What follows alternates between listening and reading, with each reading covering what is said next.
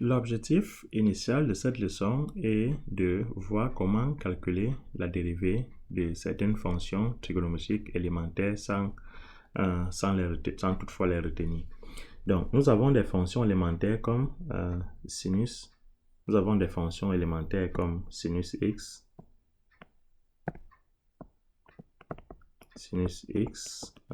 moins sinus x, cosinus x et moins cosinus x.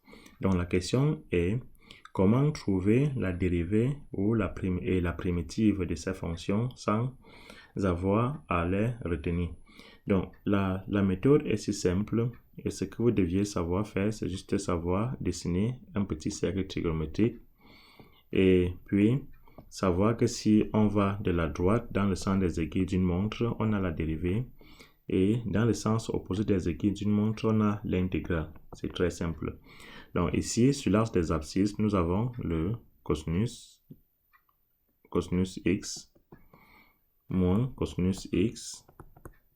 Ici, nous avons sinus x. Et ici, nous avons moins sinus x. Donc, et ce que nous avons dit, si vous allez dans ce sens-ci, vous avez la dérivée. Ceci dit, la dérivée de cosinus x, ça doit être moins sinus x. Donc, la dérivée de cosinus x, c'est moins sinus x. La dérivée de moins sinus x, ça doit être moins cosinus x. Donc, nous avons ça. Et l'intégrale, c'est dans le côté opposé.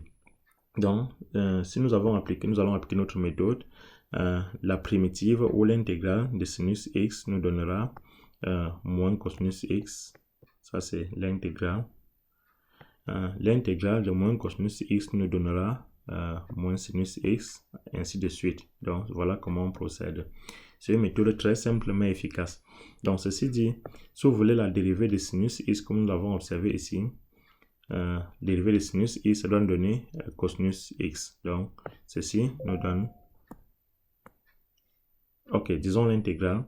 Si nous voulons l'intégrale de sinus x, parce que nous allons dans le sens opposé, ça doit nous donner moins cosinus x. Donc, ceci doit être moins cosinus x plus une certaine constante. Si nous voulons l'intégrale de moins sinus x, moins sinus x est là. L'intégrale, ceci nous donnera, parce que nous allons dans le sens opposé, ceci nous donnera cosinus x. Donc, ça c'est cosinus x. Si nous voulons pour cosinus x, l'intégrale de cosinus x est là. Donc, nous allons également dans le centre opposé. Ça nous fait moins sinus x, ainsi de suite. Donc, voilà la méthode élémentaire, une méthode élémentaire, mais très efficace de chercher la dérivée et la primitive de ces fonctions élémentaires. Et si vous avez des questions supplémentaires, vous pouvez les poser et je ferai une autre vidéo pour répondre à vos questions. Merci.